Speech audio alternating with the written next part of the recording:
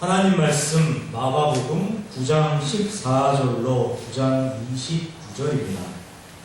다 찾으셨으면 반응하시겠습니다. 다 같이 합독하겠습니다. 이에 그들이 제자들에게 와서 보니 큰 무리가 그들을 둘러싸고 서기관들이 그들과 더불어 변론하고 있더라. 온 무리가 곧 예수를 보고 매우 놀라며 달려와 문안하거늘 예수께서 물으시되 너희가 무엇을 그들과 변론하느냐? 무리 중에 하나가 대답하되 선생님, 말 못하게 귀신이 들린 내 아들을 선생님께 데려가나이다. 귀신이 어디서든지 그를 잡으면 거꾸러져 거품을 흘리며 이를 갈며 그리고 파리에 지는지라. 내가 선생님의 제자들에게 내쫓아달라 하였으나 그들이 능히 하지 못하더이다. 대답하여 이르시되 믿음이 없는 세대여, 내가 얼마나 너희와 함께 있으며 얼마나 너희에게 참으리요. 그를 내게로 데려오라 하시매 이에 데리고 오니 귀신이 예수를 보고 곧 그 아이로 심히 경련을 일으키게 하는지라. 그가 땅에 엎드러져 부르며 거품을 흘리더라. 예수께서 그 아버지에게 물으시되 언제부터 이렇게 되었느냐 하시니 이르되 어릴 때부터니이다. 귀신이 그를 죽이려고 불과 물에 자주 던졌나이다. 그러나 무엇을 하실 수 있거든 우리를 불쌍히 여기사 도와주옵소서. 예수께서 이르시되 할 수 있거든이 무슨 말이냐? 믿는 자에게는 능히 하지 못할 일이 없느니라 하시니 곧 그 아이의 아버지가 소리를 질러 이르되 내가 믿나이다. 나의 믿음 없는 것을 도와주소서 하더라.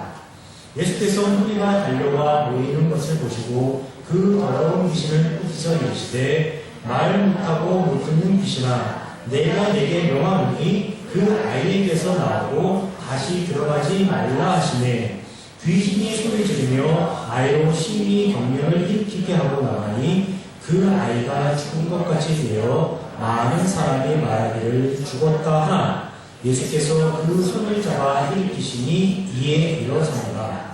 집에 들어가시매 제자들이 조용히 묻자오되 우리는 어찌하여 능히 그 귀신을 쫓아내지 못하였나이까? 이르시되 기도 외에 다른 것으로는 이런 종류가 나갈 수 없느니라 하시니라. 지금 오늘 본문 마가복음 9장 14절서부터 9장 29절을 읽었습니다. 오늘 본문은 교회 좀 다니셨다는 분, 즉 웬만큼 신앙생활을 하신 분들은 정말로 잘 알고 있는 내용입니다. 그 이유는 너무나 간단합니다. 이 본문을 근거로 한 설교를 아주 여러 번에 걸쳐서 들어봤기 때문입니다.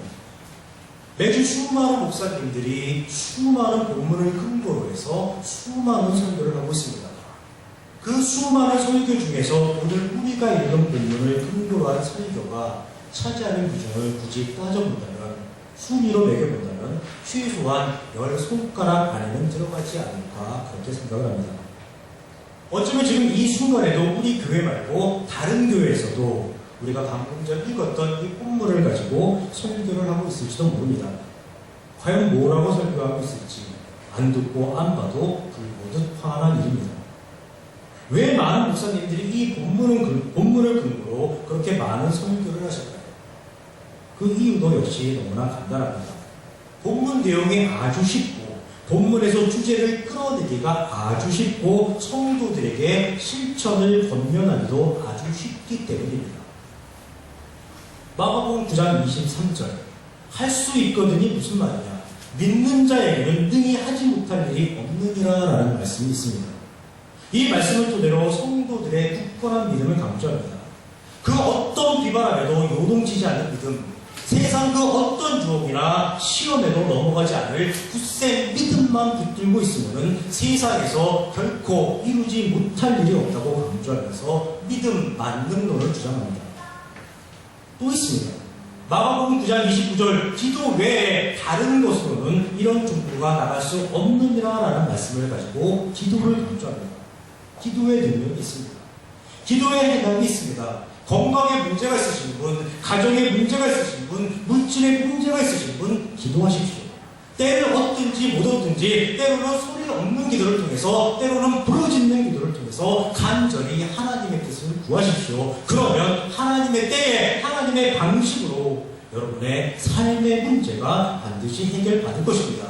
하나님으로부터 반드시 기도 응답을 받을 것입니다. 지금 아니면 자손 세대에서라도 그것도 아니면 내세에서라도 반드시 큰 복을 받으실 것입니다. 이렇게 말씀하시면서 기도 만능론을 주장하십니다. 우리는 이와 같은 설교를 익히 들어서 오늘 본문의 내용을 아주 잘 알고 있습니다. 또 우리가 오늘 본문 내용을 잘 알고 있는 이유 중에 하나가 많은 성도들이 할 수 있거든 이 무슨 말이냐, 믿는 자에게는 능히 하지 못할 일이 없느니라라는 말씀과 기도 외에 다른 것으로는 이런 종류가 나갈 수 없느니라라는 그 말씀을 거의 암송하고 있기 때문입니다. 연말이면 말씀 카드라고 해서 성경 구절이 인쇄된 카드를 뽑아서 다음에 동안 마치 부적처럼 지니고 다니는 이상한 풍습이 언제부터인가 교회 안에 자리를 잡았습니다. 그 말씀 카드에 조금 전 말씀드린 두 구절은 언제나 단골처럼 등장하는 말씀입니다. 그래서 많은 성도들이 거의 암송할 수준에 이를 정도로 이 두 말씀은 아주 익숙한 성경 구절이라고 할 수 있습니다. 또 이 말씀을 인용한 유명한 복음 성가도 있습니다. 아마 여러분도 잘 아시는 부분입니다. 제가 한번 불러보겠습니다. 혹시 노래를 못한다고 비난하지 말아주시기를 부탁드립니다. 제가 한번 불러보겠습니다. 할 수 있다 하시기는 나의 능력 주 하나님, 의심 말라 하시고 물결 위를 걸으라 하시네. 할 수 있다 하신 주, 할 수 있다 하신 주, 믿음만이 능력이라 하시네. 기도만이 능력이라 하시네. 참 아시네. 다 아시는 노래죠? 많이 들어보셨을 것입니다. 오늘 우리가 읽은 부분은 이런저런 이유로 해서 많은 성도들이 대체로 잘 알고 있는 내용입니다. 그런데 아주 심각한 문제가 하나 있습니다. 그것이 뭐냐면 그 내용은 잘 알고 있는데 이 본문이 전하고자 하는 궁극적인 주제에 대해서는 대부분 오해하고 있다는 것입니다. 조금 전 목사님들의 설교를 예로 들어서 말씀드린 것처럼, 그리고 조금 전 제가 불러드렸던 복음 성가의 가사처럼 믿음과 기도가 치유를 받고 은혜를 받고 복을 받고 삶의 문제를 해결받는 절대적인 전제 조건으로 성도들에게 인식되고 있다는 사실입니다. 즉 하나님의 은혜를 받는 수단과 방법으로서 믿음과 기도가 성도들에게 여겨지고 있다는 것입니다. 그런데 과연 그럴까요? 과연 오늘 본문이 믿음과 기도가 능사이고 은혜를 받기 위해서는, 복을 받기 위해서는 신실한 믿음과 부지런한 기도가 절대적으로 요구되고 절대적으로 필요하다는 믿음과 기도의 중요성을 성도들에게 알게 하는 것이 목적인가요? 결국 그렇지 않다는 것입니다. 만약에 그렇다면 다시 말해서 믿음과 기도가 신앙의 절대적인 전제 조건이고 반드시 필요한 요소라면 은혜는 없습니다. 기독교에서 그렇게 강조하는 하나님의 은혜, 아무 조건 없이 거저 주어지는 하나님의 은혜는 있을 수가 없습니다. 타종교와 기독교를 구별하는 가장 근본적인 차이가 무엇입니까? 그것은 바로 하나님의 은혜입니다. 그런데 은혜의 전제 조건이 있다면 은혜라는 개념조차 성립할 수 없는 것입니다. 은혜를 받기 위한 어떤 수단과 방법이 존재하는 것이라면 은혜라는 개념 자체가 성립할 수 없는 것입니다. 기독교를 결국 은혜의 종교라고 말할 수 없게 되는 것입니다. 기독교 역시 믿음과 기도를 강조하고 그것을 수단과 방법으로 삼아서 의에 이르는 타 종교의 신앙 방식, 즉 공덕의 종교로 전락해버린 것입니다. 한번 예를 들어보겠습니다. 오늘날 우리나라에 수만 개의 교회가 있고 수십만 명의 목회자가 있습니다. 아마도 몇백 개의 교회를 제외한 대부분의 교회는 미자립 상태에서 아주 큰 어려움을 겪고 있을 것입니다.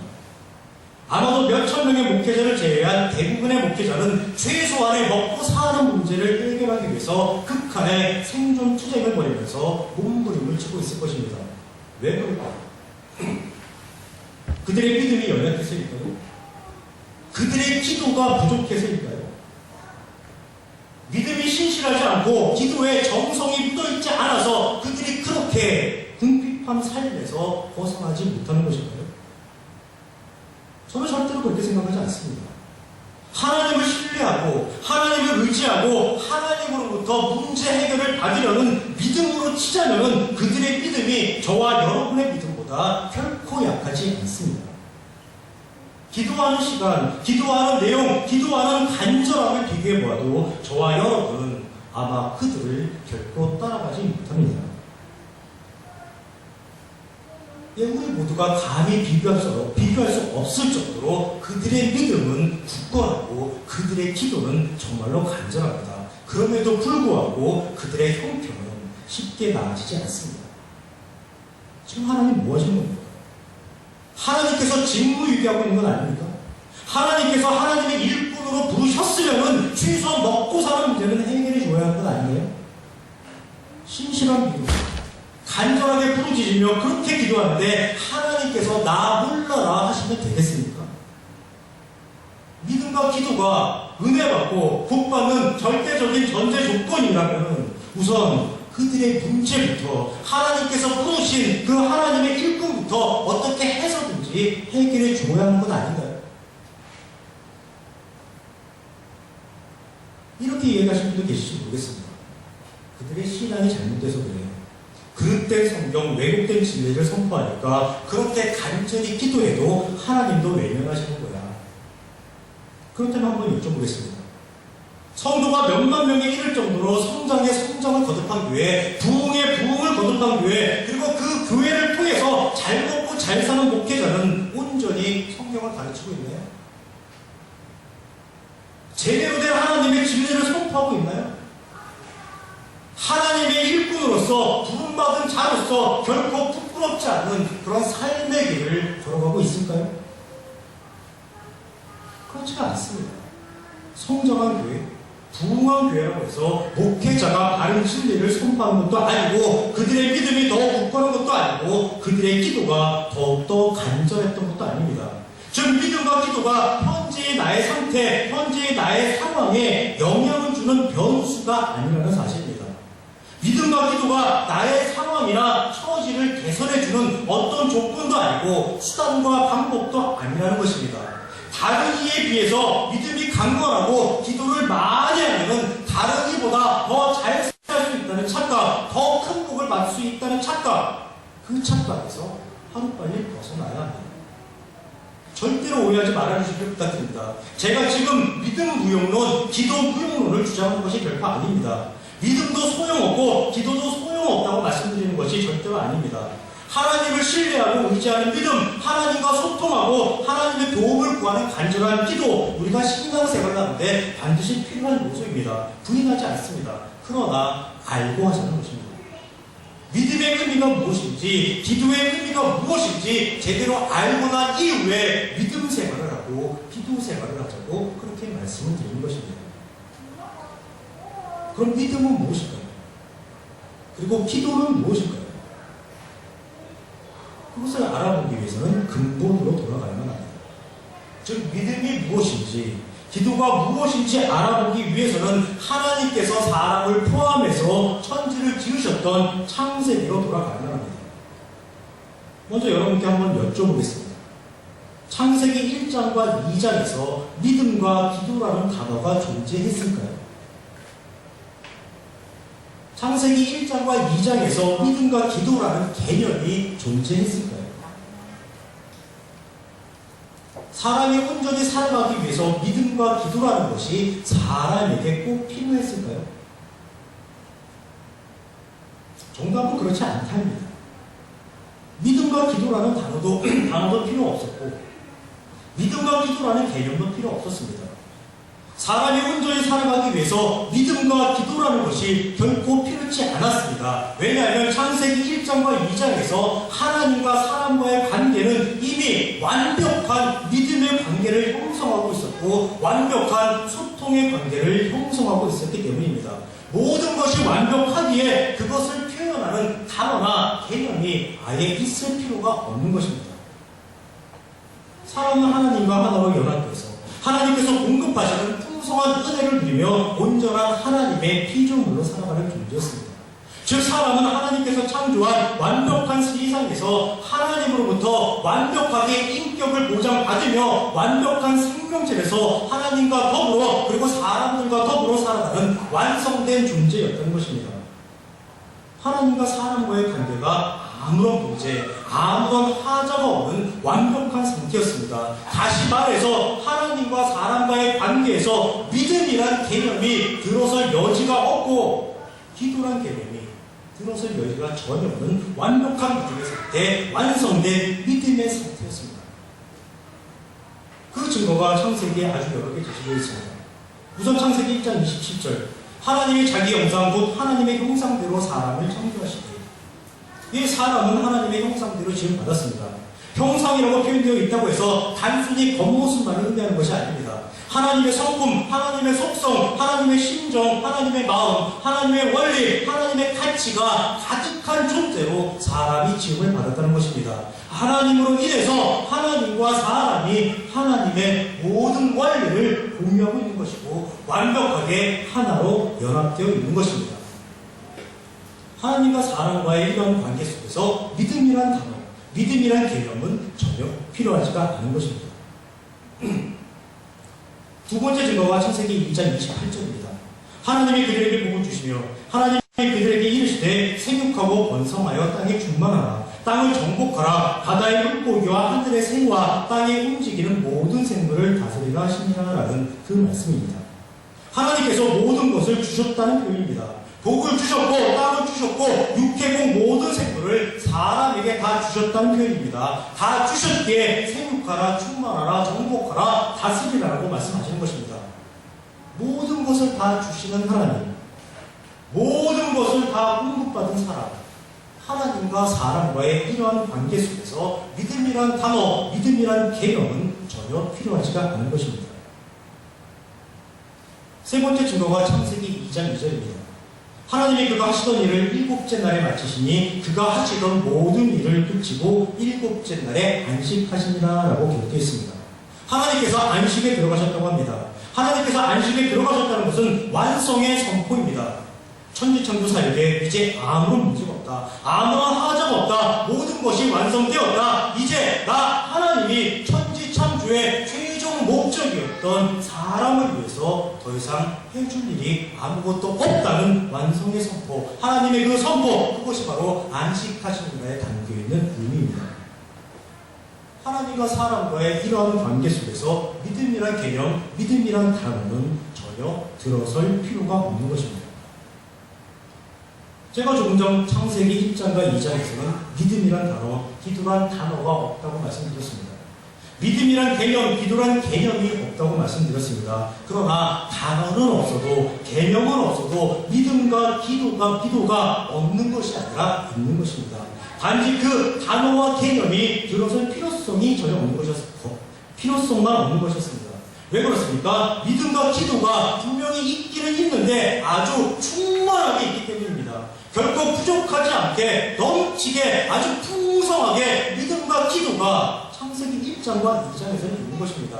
하나님과 사람과의 관계가 완벽하게 믿음에 기초하고 있기 때문에 믿음이란 단어, 믿음이란 개념 자체가 필요 없는 것이고 하나님과 사람의 관계가 완벽하게 소통할 수 있는 관계이기에 기도란 단어, 기도란 개념 자체가 필요치 않은 것입니다. 쉽게 이해가 안 되시면 부모와 자녀 관계를 생각하시면 됩니다. 부모가 아이를 낳았습니다. 부모가 아이에 대한 믿음이 있어서 아이를 양육하는 것이 아니고 아이가 부모에 대한 믿음이 있어서 자신의 삶을 의탁하는 것이 아닙니다. 부모와 자녀의 관계에서는 믿음이라는 단어가 아예 필요 없습니다. 믿음이라는 개념이 아예 필요 없습니다. 왜냐하면 아이가 태어나는 그 순간서부터 부모와 자녀라는 관계 속에서 이미 저절로 완벽한 믿음이 만들어졌기 때문입니다. 그러기에 아이가 말을 못해도, 부모가 아이의 그 옹알이를 전혀 알아듣지 못해도, 그리고 아이가 부모가 하는 말 이야기를 전혀 알아듣지 못해도 부모와 자녀 관계 속에서는 완벽한, 완전한 소통이 이루어지는 것입니다.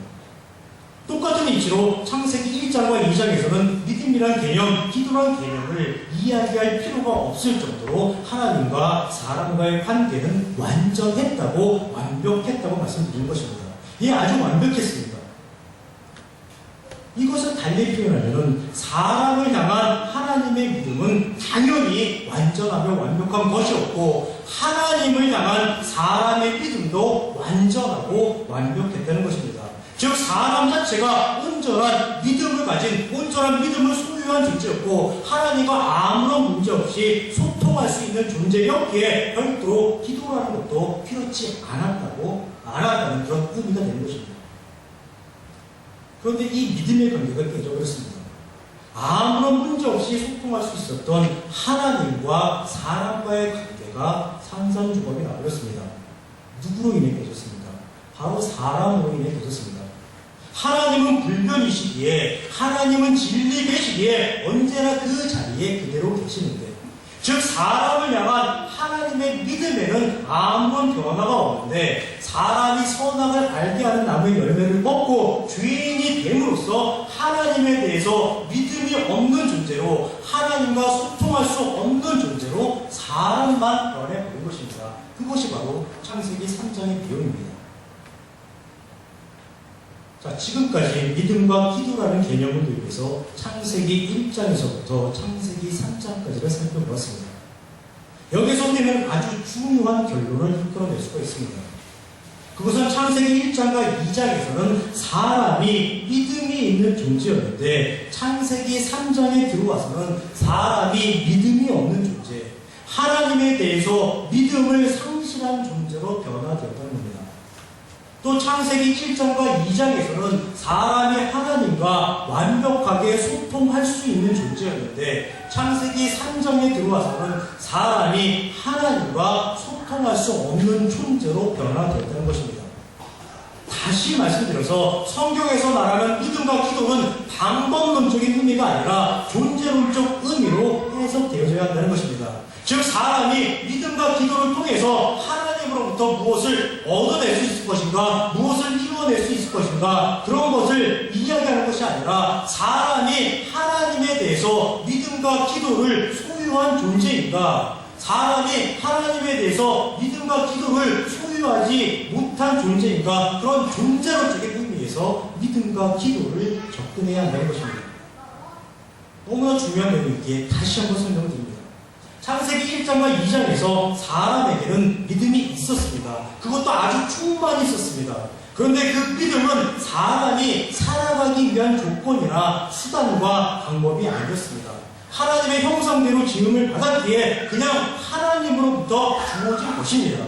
그냥 하나님에 대해서 믿음이 있는 존재, 그 존재가 바로 사람입니다. 저절로 믿음이 생긴 존재, 하나님에 대해서 믿음을 가진 존재, 그 존재가 바로 사람입니다.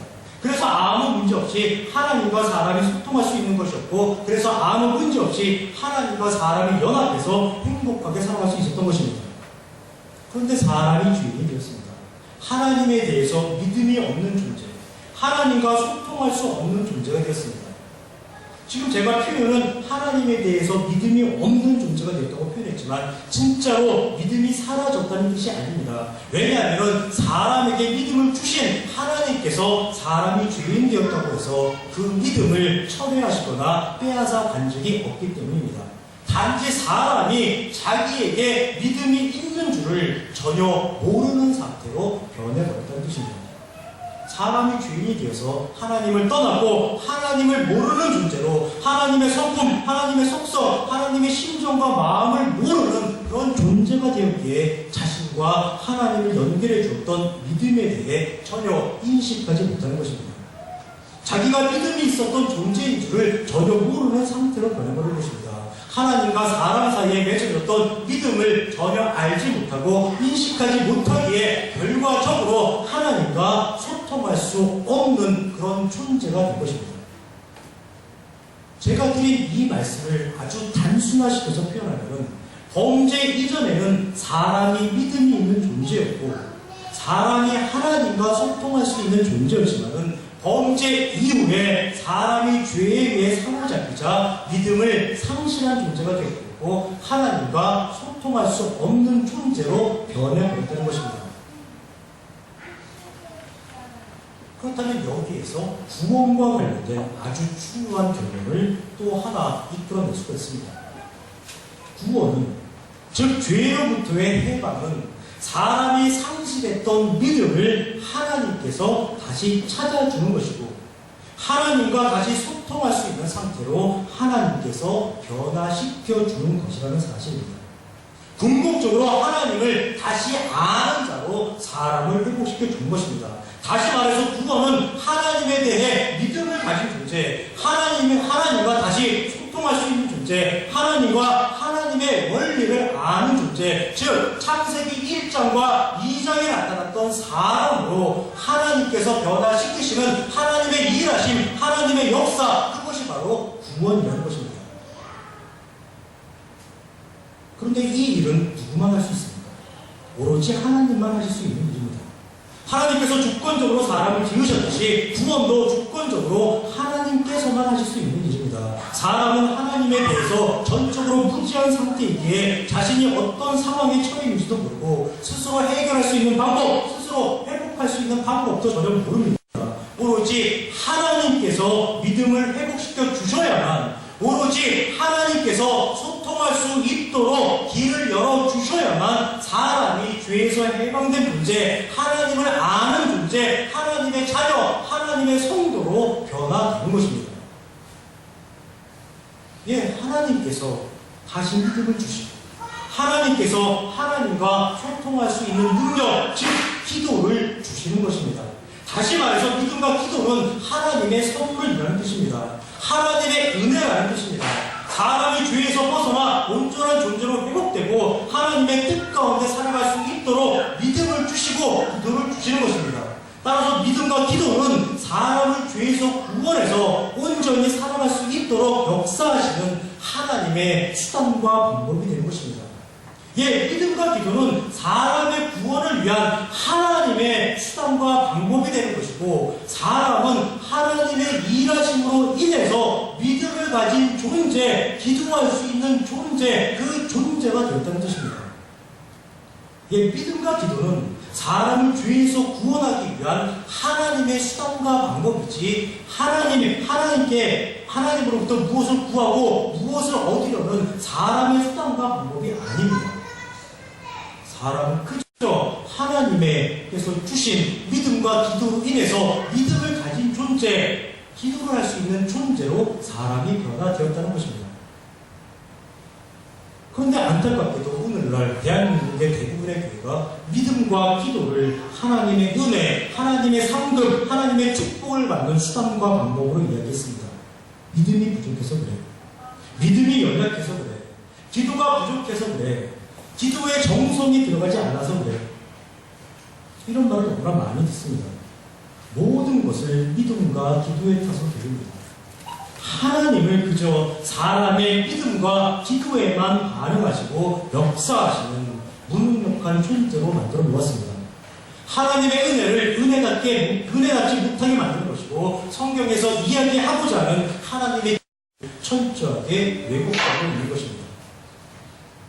조금 전 말씀드린 것처럼 믿음과 기도는 하나님의 선물입니다. 믿음과 기도는 사람을 죄에서 구원해서 하나님의 자녀로 삼아 주시기 위해 하나님께서 사람에게 주신 은혜의 선물입니다. 따라서 믿음이 있는지 없는지, 믿음이 큰지 작은지, 믿음이 센지 약한지를 물어보는 게 아닙니다. 기도를 하는지 안 하는지, 기도를 많이 하는지 적게 하는지, 기도를 잘하는지 못하는지 그것을 물어보는 것이 아닙니다. 왜냐하면 하나님께서 주신 선물이기에 아주 풍성하게 주셨을 것이고 아주 넘치도록 주셨을 것이고 결코 부족하지 않게 하나님께서 주셨기 때문입니다. 그 사람이 믿음이 있는 존재가 되었는지 기도할 수 있는 존재가 되었는지 그 존재 여부가 중요한 것입니다. 즉 구원을 받았는지 구원을 받지 못했는지 그것이 중요한 것입니다. 그 사람의 구원의 상태, 그 사람의 믿음의 수준, 그 사람의 기도의 상태에 대해서 운운하는 것은 사람을 주권적으로 구원하신 하나님의 사역에 대한 심각한 모욕인 것입니다. 지금까지 믿음과 기도를 어떤 관점에서 봐야 하는지에 대해서 말씀을 드렸습니다.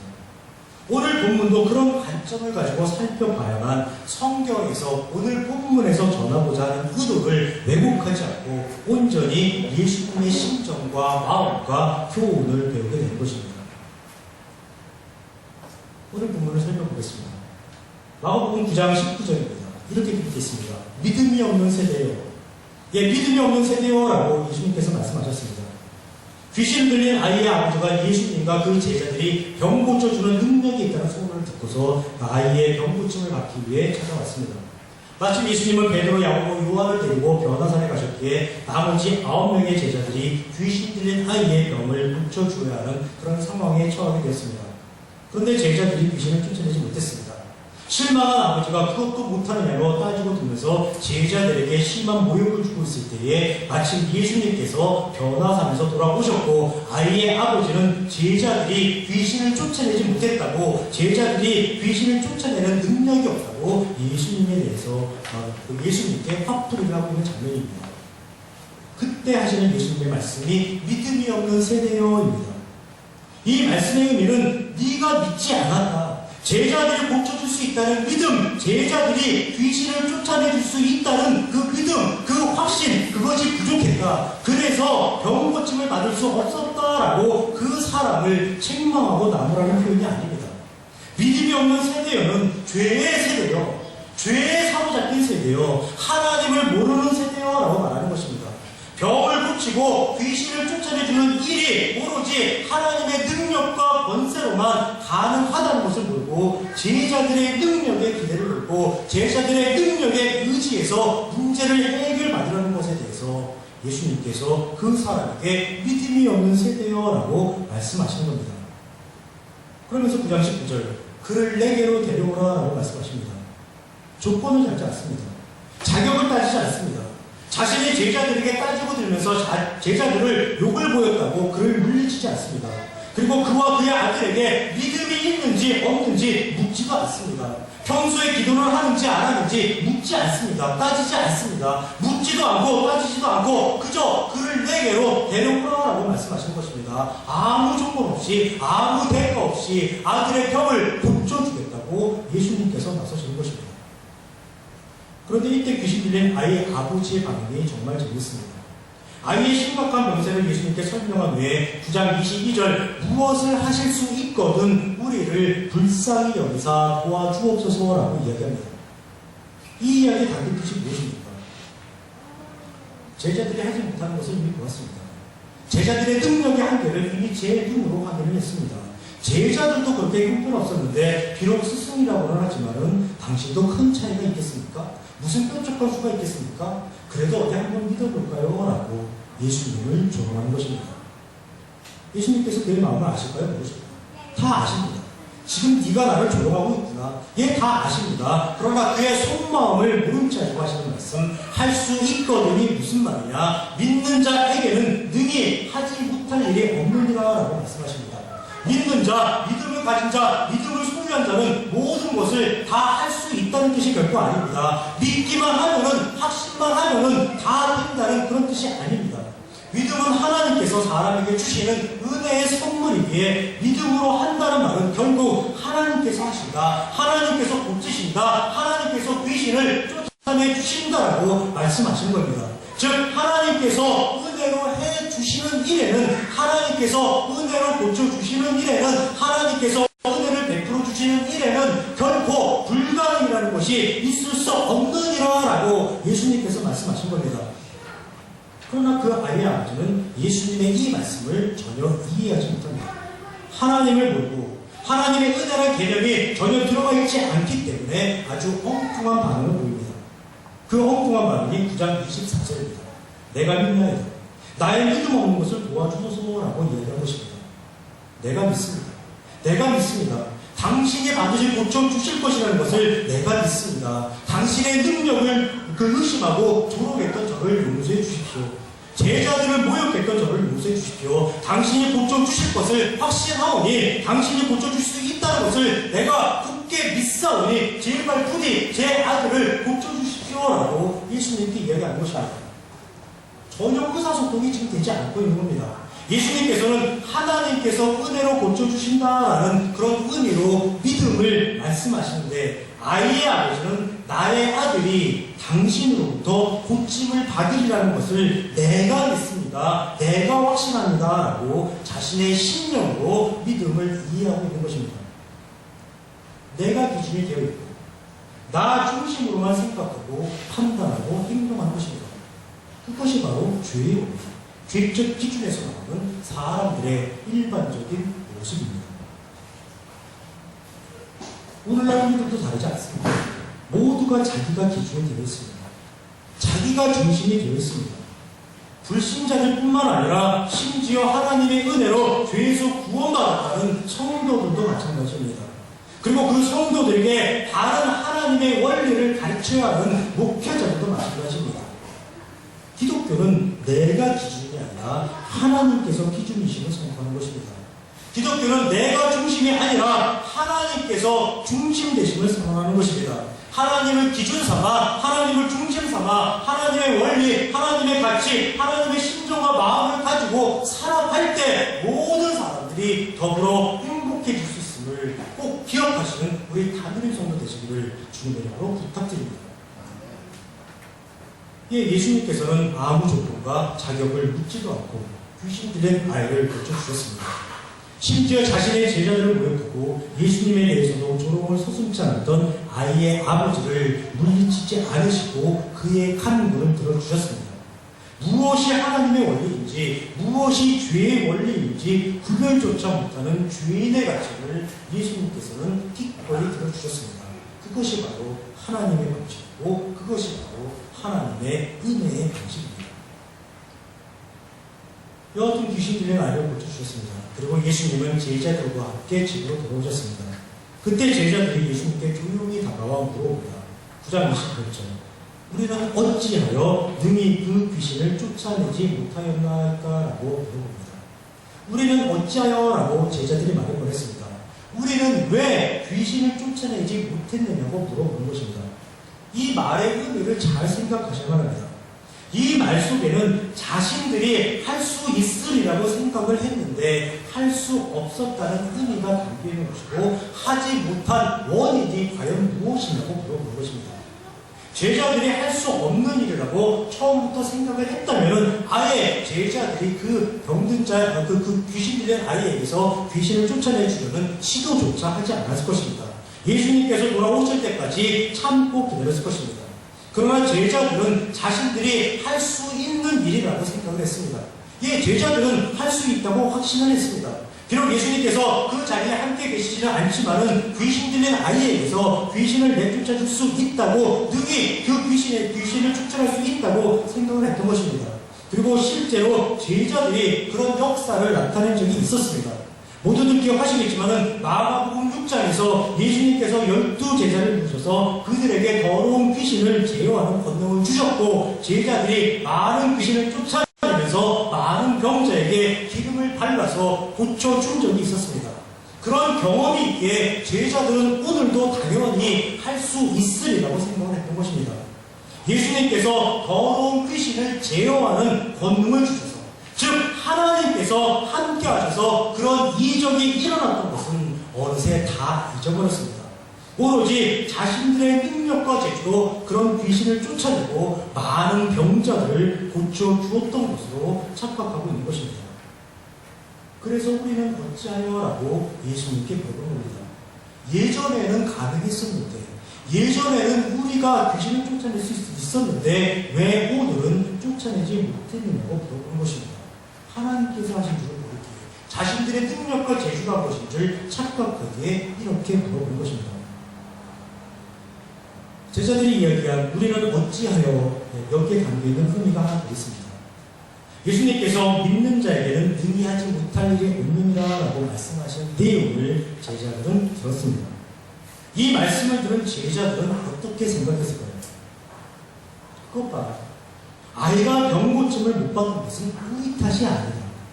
아이의 아버지가 믿음이 없었고 아이가 믿음이 없었기 때문이다. 너희들이 병고침을 받을 수 있다는 굳센 믿음, 확신만 가지고 있었다면 당연히 치유가 가능했을 것이다 라고 아버지 탓을 하고 아이 탓을 하는 것입니다. 이 마음속에는 자신들은 이미 믿음이 있는 자라는 교만이 깔려 있는 것입니다. 아이의 아버지 그리고 아이가 감히 상상할 수 없을 정도의 그 수준의 강한 믿음을 소유하고 있다고 자부하고 있는 것입니다. 즉 제자들이 말한 우리는 어찌하에 담겨있는 또 다른 의미는 예수님 우리는 벌써 굳건한 믿음을 가지고 있습니다. 그리고 그 믿음의 의지에서 귀신을 쫓아내려고 시도를 했었습니다. 그런데 왜 우리는 되지 않는 것인가요? 라고 그렇게 물어보는 것입니다. 믿음에 대해서 제자들이 생각하는 것이 아이의 아버지와 하나도 다르지 않습니다. 내가 기준이 되어 있고 내가 중심이 되어서 믿음을 해석하고 있는 것입니다. 제자들 스스로가 자신들의 믿음의 상태, 자신들의 믿음의 수준, 자신들의 믿음의 정도가 아이의 아버지와는 비교할 수 없을 정도의 경지에 올라있다고 생각하는 겁니다. 그래서 왜 우리는 고쳐주지 못했느냐고 예수님께 물어보는 것입니다. 우리가 이만큼 자격과 조건을 갖추고 있는데도 불구하고 왜 우리는 하지 못했느냐고 예수님께 물어보는 겁니다. 믿음에 대한 오해, 믿음에 대한 착각입니다. 믿음은 하나님으로부터 온 것이고 그 하나님께서 일을 하신다는 기본적인 개념, 기본적인 인식조차 하지 못하고 있는 것입니다. 이러한 제자들의 질문에 대해서 예수님께서 하시는 대답이 9장 29절입니다. 기도 외에 다른 것으로는 이런 종류가 나갈 수 없느니라라는 말씀입니다. 많은 목회자들이 그리고 많은 성도들이 성경 구절에 대해서 참으로 많은 오해를 하고 있습니다. 성경이 궁극적으로 전하고자 하는 의미와 정반대로 이해하고 해석하는 경우가 부지기수로 많습니다. 방금 전 말씀도 그 의미에 대해서 오해하고 있는 대표적인 구절 중에 하나입니다. 이 말씀을 근거로 기도 이외에는 다른 방법이 없다고 말을 하고 기도의 삶의 문제를 해결하는 능력이 있다고 말을 합니다. 응답받을 때까지 기도하자고 하고 하늘 보좌를 흔들 정도의 간절함으로 기도하자고 합니다. 아주 많이 들어보셨을 모릅니다. 다 성경 구절을 오해하고 있기에 이런 말을 하는 것입니다. 그런데 불행하게도 성도들이 그 말을 그대로 믿고 따르고 있다는 겁니다. 큰 교회는 참으로 많은 프로그램이 있습니다. 예배 프로그램이 있고 성경 공부 프로그램이 있고 기도 프로그램이 있고 교제 프로그램이 있고 교양 프로그램이 있습니다. 그 외에도 참으로 많은 프로그램이 아주 다양한 형태로 운영되고 있습니다. 이 중에 가장 많은 프로그램은 당연히 기도 프로그램입니다. 그리고 가장 많은 성도가 찾아오는 프로그램도 당연히 기도 프로그램입니다. 그럴 수밖에 없습니다. 기도가 능력이고 기도가 정답이라는 소리에 모두가 순례가 되어 있는데 기도 프로그램을 결코 외면할 수가 없는 것입니다. 자신이 기도하지 않으면 아무 문제도 해결받지 못할 것이라는 불안감이 엄습합니다. 자신이 기도하지 않으면 오던 복도 달아날 것이라고 두려워합니다. 자신이 기도하지 않으면 현재의 이 행복마저도 순식간에 무너질지 모른다는 그런 공포감에 사로잡혀 있습니다. 그러한 생각에 근거를 제공해주는 말씀이 바로 기도 외에 다른 것으로는 이런 종류가 나갈 수 없느니라는 예수님의 말씀입니다. 그런데 예수님께서 과연 그런 의도로 말씀하신 것일까요? 만약에 그렇다면 6장에서 제자들을 세상으로 파송하실 때 더러운 귀신을 제어하는 권능을 주실 것이 아니라 기도를 가르쳐 주셔야 하지 않았을까요? 나병 환자와 중풍병자의 병을 고쳐주실 때에도 눈먼 자의 눈을 뜨게 하실 때에도 말 못하는 자가 말을 하게 해주실 때에도 그리고 죽은 자를 살리실 때에도 기도를 하셔야 하지 않았을까요? 그런데 성경에서 그런 내용을 찾아볼 수가 없습니다. 아니 오늘 당장 오늘 본문에서도 예수님께서 기도하셨다는 내용을 찾아볼 수가 없습니다. 그래 놓고 제자들에게는 기도 이외에는 다른 방법이 없다고 말씀하십니다. 예수님은 그냥 고쳐주실 수 있는데 제자들은 반드시 기도라는 과정을 거쳐야만 역사가 일어난다고 제자들에게 예수님이 가르쳐 주는 것입니다. 결코 그렇지가 않습니다. 지금 대한민국 대부분의 교회가 기도에 대해서 심각하게 오해를 하고 있습니다. 오늘 설교 초반부에 창세기 1장과 2장에서는 결코 기도가 필요하지 않다고 말씀드렸습니다. 왜냐하면 하나님과 사람이 저절로 소통하고 있기 때문입니다. 하나님의 뜻을 언제든지 사람이 알아들을 수 있고 사람의 뜻을 언제든지 하나님께 전달했습니다. 소통하는데 아무 문제가 없었습니다. 하나님으로부터 지음받은 사람이 하나님의 심정과 마음을 같이 공유하면서 아무 부족한 것이 없이 살아가기 때문에 기도라는 것이 필요 없게 되는 것입니다. 이 모든 것이 저절로 소통되게 되어 있었습니다. 그런데 사람이 죄인이 되었습니다. 죄인이 되자 상황이 변합니다. 하나님과 사람의 소통 구조가 깨져버립니다. 즉 사람이 죄인이 되자 하나님의 뜻을 사람이 전혀 알아차리지 못하는 것입니다. 다시 한번 말씀드립니다. 사람이 죄인이 되자 하나님의 뜻을 사람이 전혀 알아차리지 못하는 것입니다. 그러나 하나님은 사람의 뜻을 다 아십니다. 사람이 죄인이 되었다고 해서 사람의 뜻이 하나님께 전달되지 않은 것이 아니고 사람이 죄인 되었다고 해서 사람의 상황을 하나님께서 모르시는 것도 아니고 사람이 죄인 되었다고 해서 사람의 소원을 하나님께서 외면하시는 것도 아닙니다. 하나님께서는 사람과 소통하는데 아무 문제가 없는데 단지 사람만이 죄에 사로잡혀서 하나님을 알아보지 못하고 하나님의 뜻을 알아듣지 못하고 하나님과 소통하지 못하는 것입니다. 그 소통의 길을 하나님께서 다시 열어주셨습니다. 그것이 바로 기도입니다. 하나님의 은혜로 사람이 구원을 받았고 사람에게 하나님을 향한 믿음이 다시 주어졌고 하나님과 소통할 수 있는 기도의 문이 열린 것입니다. 즉 기도는 사람의 상황이나 처지를 하나님께 아뢰고 사람의 문제를 하나님께 해결해 주실 것을 하나님께 간구하는 것이 아니라 하나님께서 하나님의 심정과 마음을 사람들로 알게 할 목적으로 하나님께서 사람들에게 주신 하나님의 은혜의 선물이라는 것입니다.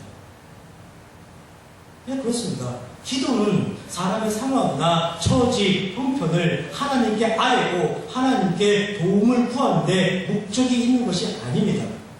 기도라는 것을 통해 소리질러 간구하지 않아도 하나님은 이미 다 사람의 상황, 그 사람이 처한 형편 다 알고 계십니다. 기도의 근본 목적은 하나님을 아는 것입니다. 하나님의 심정과 마음을 알고 하나님의 원리를 알고 사람을 향한 하나님의 기대와 소망을 아는데 기도의 목적이 있는 것입니다. 따라서 하나님을 알기 위한, 하나님을 배우기 위한 모든 활동이 기도 활동인 것이고 하나님의 원리에 따라 살아가는 우리의 삶 자체가 기도 활동인 것입니다. 예, 그것이 바로 기도입니다. 그런데 우리는 기도를 그렇게 생각하지 않습니다. 주여세가 모르고 각자가 가진 기도 제목을 소리질러 외치는 것을 기도라고 생각합니다. 눈물, 콧물 한 바가지는 쏟아내고 뭐이라도 쉬어야 오늘 기도 좀 힘내라고 생각합니다. 그래야 자신의 간절함이 하나님께 상달되었다고 생각하고 하나님으로부터 기도 응답을 받을 수 있으리라고 생각을 하는 것입니다. 마음의 위로는 받을 수 있습니다. 답답했던 마음이 풀릴 수도 있습니다. 그러나 하나님께서 주신 하나님께서 선물로 주신 기도에 대한 올바른 정보는 아닙니다. 물론 이런 기도를 통해서 기도 응답을 받고 그것을 통해 하나님을 알고 하나님을 만나는 경우가 있습니다. 참으로 은혜입니다. 참으로 다행스러운 일입니다. 그러나 그런 경우보다는 내가 기도를 많이 했다, 내가 기도를 간절히 했다, 하나님께서 나의 심정과 마음을 알아주실 것이다, 내가 이렇게 부르짖어 기도했는데 하나님께서 결코 나를 외면하지 않으실 거라는 그런 성취감에 빠지고 안도감에 빠지는 경우가 훨씬 더 많이 있습니다. 그런 기도에 대해서 예수님께서 마태복음에서 말씀하셨습니다. 외식하는 자의 기도라고 예수님께서 그렇게 말씀하신 것입니다. 기도의 근본 목적은 나의 성취, 나의 안도, 나의 만족, 나의 의를 구하는 것이 아니라 하나님을 바르게 알아가는 데 있습니다. 그것을 위해 하나님께서 사람에게 주신 은혜의 선물입니다. 따라서 오늘 말씀 기도 외에 다른 곳으로는 이런 종류가 나갈 수 없느니라라는 말씀은 하나님께서 하신다라는 그런 뜻이 되는 것입니다. 너희가 하나님을 알아갈 수 있도록 기도라는 은혜의 선물을 주신 그 하나님, 그리고 그 기도에 응답해 주시는 그 하나님께서 병도 고치고 귀신도 쫓아내고 눈먼 자도 눈뜨게 하고 말 못하는 자 말하게 하시고 죽은 자도 살리시는 것이라고 예수님께서 그렇게 말씀하신 것입니다. 그것이 바로 기도 외에 다른 것으로는 이런 종류가 나갈 수 없는 면에 담겨 있는 의미입니다. 오늘 믿음과 기도에 대해서 살펴봤습니다. 대부분 믿음과 기도를 신앙생활을 위한 전제 조건, 수단과 방법으로 생각하고 있지만 본질은 그것이 아니었습니다.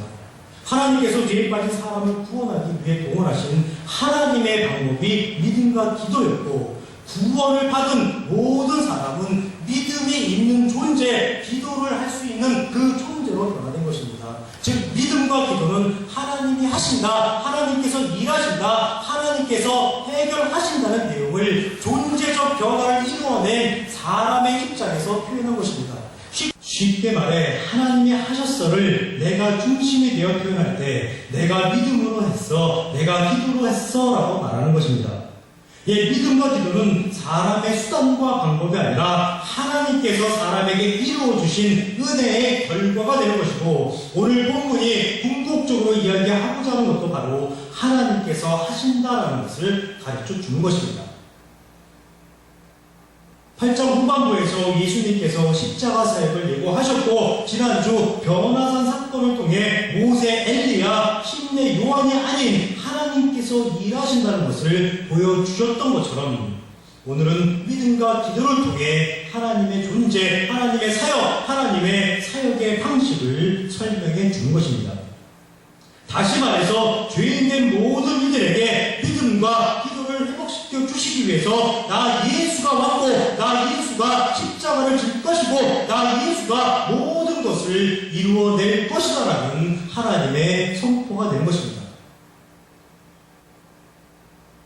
우리 모두는 예수님의 그 십자가 사역을 목격한 존재들입니다.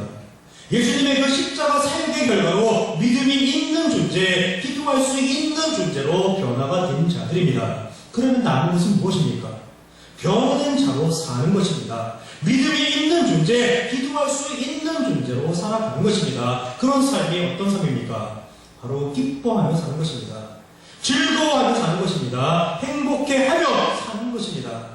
하나님께서 이미 이루어주신 결과를 모두가 알고 그 결과를 누리며 살아가는 것입니다. 그런데 그렇게 쉽지가 않습니다. 참으로 어렵습니다. 그 이유는 우리가 완성된 결과를 제대로 이해하지 못하기 때문입니다. 여전히 무엇인가 또 있지는 않을까 기대하고 소망하기 때문입니다. 그리고 그것을 얻기 위한 그 수단과 방법으로 하나님을, 예수님을, 기독교를 바라보고 있기 때문입니다. 요한복음에서 예수님께서는 테텔레스타이 다 이루셨다고 말씀하셨습니다. 예수님께서는 다 이루셨습니다. 모든 것을 성취해내셨습니다. 사람의 가장 큰 문제였던 죄의 문제를 예수님의 죽음과 부활하심으로써 다 이루어내셨습니다. 다 해결해 주셨습니다. 그 다 해결해 주신 그 결과를 우리가 제대로 인식하고 이해하고 살아가시길 주님의 이름으로 축원합니다.